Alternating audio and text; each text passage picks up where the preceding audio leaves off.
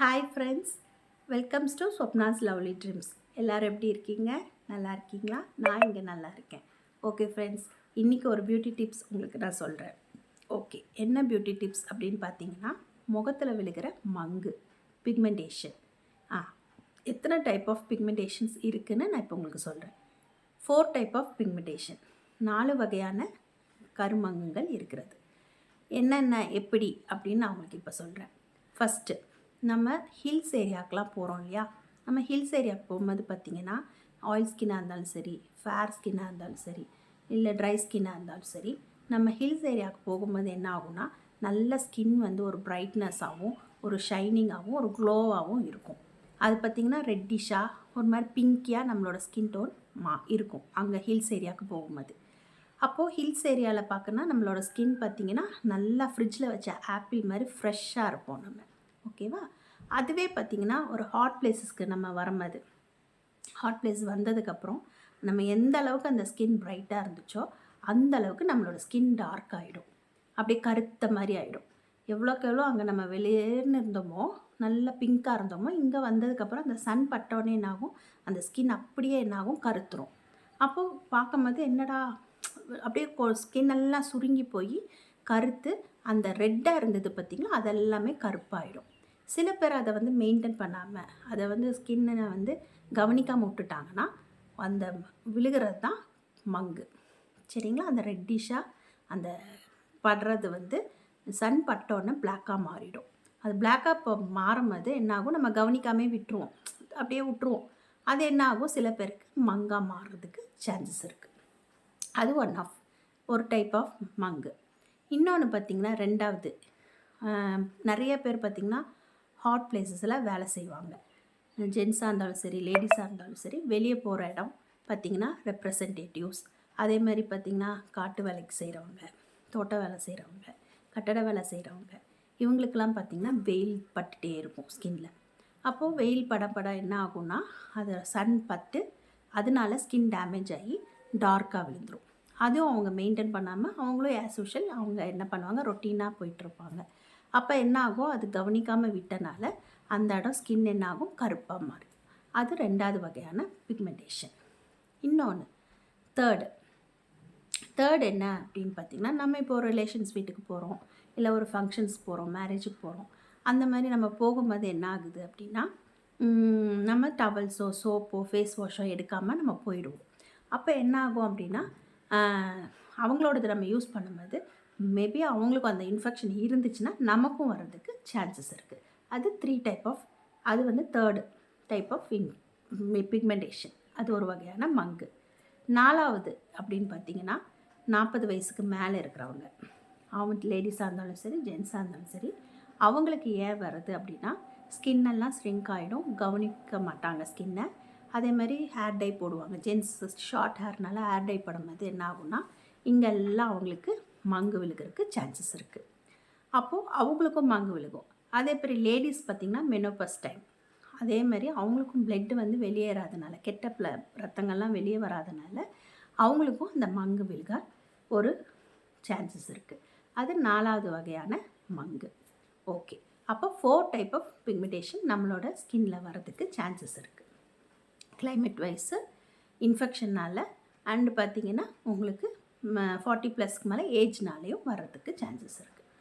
Okay friends, இது வராமல் தடுக்கிறதுக்கு என்ன பண்ணலாம், வர்றதுக்கு முன்னாடி என்ன செய்யலாம் அப்படின்னு பார்த்திங்கன்னா, இப்போ நம்ம ஒரு ஹில்ஸ் ஏரியாவுக்கு போகிறோம் அப்படின்னா, நம்ம போகும்போது நம்ம ஒரு மாய்ஸ்சரைசிங்கோ இல்லை கோல்ட் க்ரீமோ ஏதாவது அப்ளை பண்ணிவிட்டு நம்ம அந்த கிளைமேட்டுக்கு போகும்போது நம்ம என்ன இதாகனாலும் அந்த ஸ்கின் நம்மளோடது அந்த க்ரீம் ப்ரொடெக்ட் பண்ணிக்குது, பாதுகாத்துக்குது. அப்போது பாதுகாக்கும் போது நமக்கு எந்த ஒரு, நம்ம ஹாட் பிளேஸ்க்கு வந்தால் கூட எந்த ஒரு சேதாரமும் ஆகாது, கருமையாக ஆகாது. ஓகே, அது வந்து நீங்கள் என்ன பண்ணுங்கள், ஹில்ஸ் ஏரியாவுக்கு போகும்போது ஒரு மாய்ஸ்சரைசிங் க்ரீம் அப்ளை பண்ணிக்கோங்க. தென் ஹில்ஸ் ஏரியா முடிஞ்சு நம்ம ஹாட் பிளேஸஸ்க்கு வரும்போது என்ன பண்ணுங்கள், ஒரு சன்ஸ்க்ரீனை யூஸ் பண்ணுங்கள். ஓகேவா?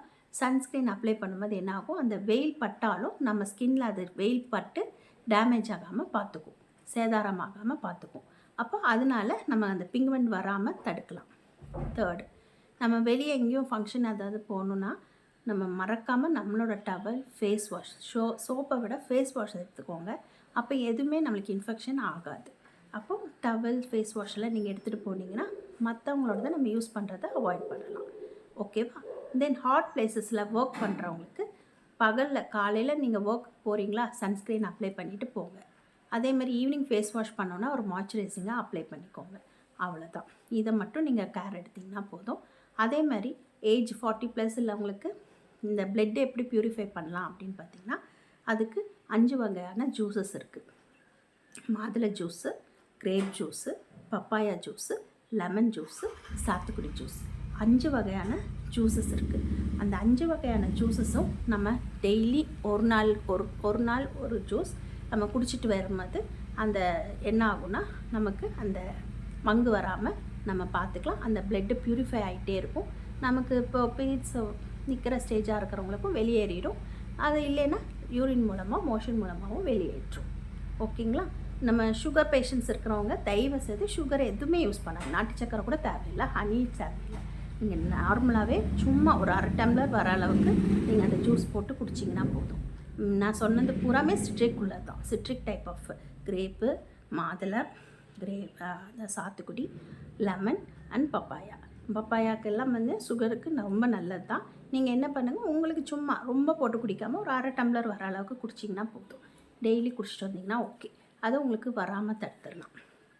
ஓகே, சரி. பிக்மெண்ட் வந்துருச்சு. பிக்மெண்ட் வந்தவங்களுக்கு என்ன பண்ணலாம், ரெமெடி என்ன பண்ணலாம் அப்படின்னு பார்த்தீங்கன்னா, பிக்மெண்ட் வந்தவங்களுக்கு குப்பைமேனி இலை, குப்பைமேனி இலை இருக்கும் பார்த்திங்களா, இந்த காட்டு சைடெல்லாம் இருக்கும். குப்பை எங்கேயாவது அதிகமாக இருக்கிற இடத்துலலாம் பார்த்திங்கன்னா அந்த இடம் தான் அந்த செடி முளைக்கும். அந்த செடியை நீங்கள் எவ்வளோ கிடைக்குதோ பொறிச்சிட்டு வந்துட்டு ஃபுல்லாகவே ஒரு 1 மந்த்துக்கோ இல்லை 1 வீக்குக்கோ இல்லை 10 டேஸுக்கோ உங்களுக்கு எவ்வளோ கிடைக்குதோ எடுத்துகிட்டு வந்து நல்லா பொறிச்சு அது கூடயே இது என்னது வேப்ப இலையும் ப்ளஸ் பார்த்திங்கன்னா பப்பாளி ஒரு 4-5 பீஸ் போட்டுக்கோங்க. அது கூட பார்த்திங்கன்னா தேன் மிக்ஸ் பண்ணிக்கோங்க. மஞ்சள் ஒரு சிட்டிகை போட்டுக்கோங்க. போட்டு நல்லா அரைச்சிருங்க. அது கூட லெமனையும் போட்டுக்கோங்க. தேன், லெமன், பப்பாளி, வேப்ப இலை, குப்பைமேனி இலை. அப்படி இலை கிடைக்கலனா நாட்டு மருந்து கடையிலேயே குப்பைமேனி பொடி இருக்கும், அவங்க பண்ணி வச்சுருப்பாங்க. அந்த பொடியை கூட வாங்கி நீங்கள் என்ன பண்ணுங்கள், அப்பப்போ கூட கலந்து ஃபேஸில் அப்ளை பண்ணிக்கலாம். இல்லை கொஞ்சம் உங்களுக்கு ஒரு மாதிரி லேசினஸ்ஸாக சோம்பேறித்தனமாக இருக்குது அப்படின்னு பார்த்தீங்கன்னா ஒரு கிண்ணத்தில் கூட மொத்தமாக கலக்கி வச்சுட்டு ஃப்ரிட்ஜில் வச்சுருங்க. போடுறதுக்கு ஒரு 1/2 hour முன்னாடி வெளியே எடுத்து வச்சுட்டு அப்ளை பண்ணிக்கோங்க. ஒன்றும் இல்லை, குப்பைமேனி இலை, வேப்ப இலை, ஒரு சிட்டிகை மஞ்சள், தேன், லெமன், பப்பாளி இத்தனையும் சேர்த்து நல்லா அரைச்சிட்டு அது கூட அரைச்சி நம்ம ஒரு கிண்ணத்தில் போட்டதுக்கப்புறம் ஒரு முடி கிளிசரின் அவ்வளோ ஒரு கருமையை எடுக்கிற ஒரு தன்மை உள்ளது.